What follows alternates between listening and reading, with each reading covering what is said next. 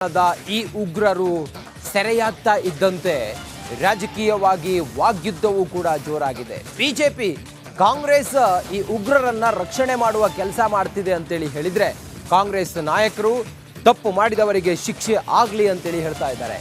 ಈ ಕುರಿತಾಗಿ ಒಂದು ವಿಶೇಷ ವರದಿ ನೋಡೋಣ ಬನ್ನಿ.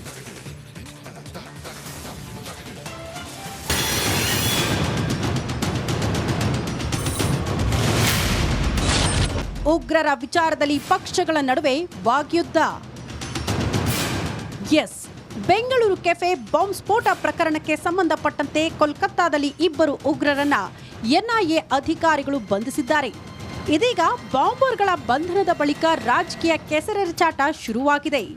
ಇಂಡಿ ಕೂಟದ ವಿರುದ್ಧ ಅಶ್ವಥ್ ನಾರಾಯಣ್ ಹಾಗೂ ಆರ್ ಅಶೋಕ್ ಹಿಗ್ಗಾಮುಗ್ಗಾ ವಾಗ್ದಾಳಿ ನಡೆಸಿದ್ದಾರೆ.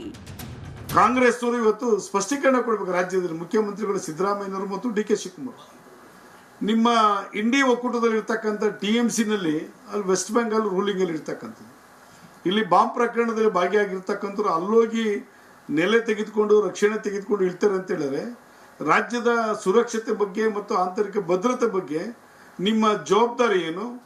ಟಿಎಂಸಿಯ ಜವಾಬ್ದಾರಿ ಏನು? ಡಿಎಂಕೆಯ ಜವಾಬ್ದಾರಿ ಏನು? ತಂಗುದಾಣ ಆಗಿದೆ. ಆ ತಂಗುದಾಣವನ್ನ ಇಲ್ಲಿ ಕರ್ನಾಟಕ ಕಾಂಗ್ರೆಸ್ ಅವರು ಕೂಡ ಇವತ್ತು ಭಯೋತ್ಪಾದಕರ ಬಗ್ಗೆ ಬಹಳ ಸಾಫ್ಟ್ ಆಗಿ, ಜಾಸ್ತಿ ಅಂದ್ರೆ ಇನ್ನೂ ಜಾಸ್ತಿ ವಿಕೋಪಕ್ಕೆ ಹೋದ್ರೆ ಅವ್ರು ನಮ್ಮ ಬ್ರದರ್ ಅಂದ್ಬಿಡ್ತಾರೆ.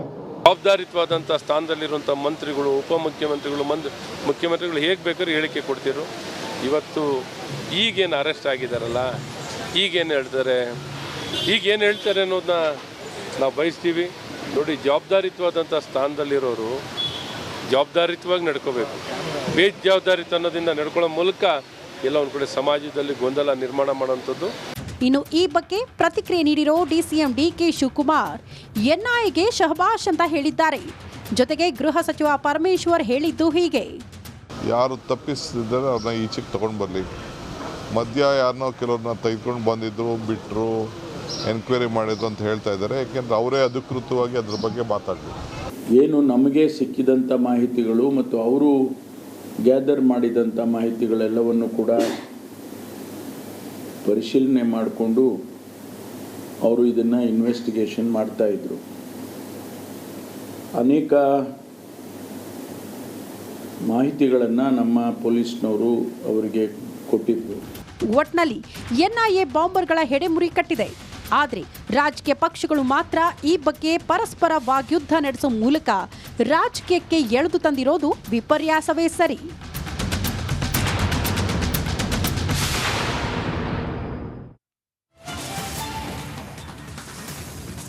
ಲೋಕಸಭಾ ಚುನಾವಣೆ ಹಿನ್ನೆಲೆಯಲ್ಲಿ ಎರಡೂ ಪಕ್ಷಗಳು ಕೂಡ ಪ್ರಚಾರದ ಭರಾಟೆಯೇನೋ ಜೋರಾಗಿದೆ. ಈ ಮಧ್ಯೆ ಕಾಂಗ್ರೆಸ್ ಮತ್ತು ಮೈತ್ರಿ ಪಕ್ಷಗಳು ಎರಡೂ ಕೂಡ ವಾಗ್ಬಾಣಗಳನ್ನ ಬಿಡ್ತಾ ಇದ್ದಾರೆ.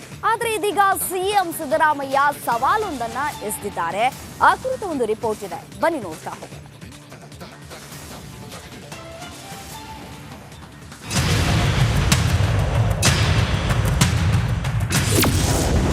ಸಂಗ್ರಾಮದ ಅಖಾಡದಲ್ಲಿ ಹುತಾತ್ಮ ಸಮರ. ಸಾಕ್ಷ್ಯ ನೀಡಿದ್ರೆ ರಾಜಕೀಯ ಬಿಡ್ತಾರಂತೆ ಸಿಎಂ.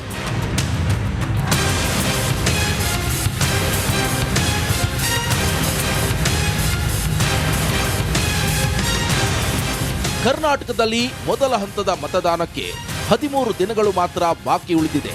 ಕಾಂಗ್ರೆಸ್ 20 ಸ್ಥಾನಗಳ ಮೇಲೆ ಕಣ್ಣಿಟ್ಟಿದ್ರೆ ದಳಕಮಲ ಮೈತ್ರಿಪಡೆ 28ಕ್ಕೆ 28 ಕ್ಷೇತ್ರಗಳು ನಮ್ಮವೇ ಅಂತ ವೃತ್ತ ಎಳೆದಿವೆ.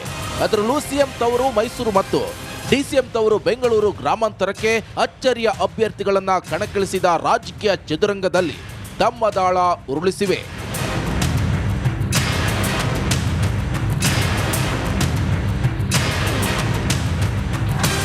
ಇನ್ನು ದೇಶಭಕ್ತಿಯನ್ನೇ ತಮ್ಮ ಅಸ್ತ್ರವನ್ನ ಆಗಿಸಿಕೊಂಡಿರೋ ಬಿಜೆಪಿಗೆ ಸಿಎಂ ಸಿದ್ದರಾಮಯ್ಯ ಅವರದ್ದೇ ದಾರಿಯಲ್ಲಿ ಹೋಗಿ ಚೆಕ್ಮೇಟ್ ಇಟ್ಟಿದ್ದಾರೆ.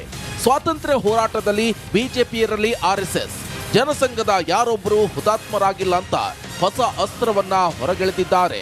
ಮಾತ್ರವಲ್ಲ, ಸತ್ತವರ ಸಾಕ್ಷ್ಯ ನೀಡಿದ್ರೆ ರಾಜಕೀಯ ಬಿಡ್ತೇನೆ ಅಂತ ತಮ್ಮ ಮಾತಿಗೆ ಲಾಜಿಕ್ಕಿನ ಲಗಾಮು ಜಡ್ದಿದ್ದಾರೆ.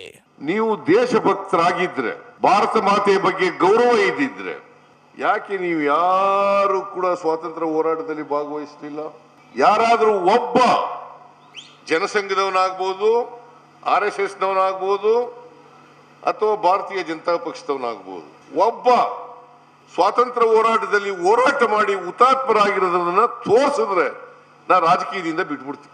ಮೈಸೂರು ಜಿಲ್ಲೆ ನಂಜನಗೂಡಿನಲ್ಲಿ ನಡೆದ ಸಮಾವೇಶದಲ್ಲಿ ಬಿಜೆಪಿ ವಿರುದ್ಧ ಮಾತಿನ ಬಾಣಗಳನ್ನ ಬಿಟ್ಟ ಸಿಎಂ ಇಷ್ಟಕ್ಕೆ ಸುಮ್ಮನಾಗ್ಲಿಲ್ಲ.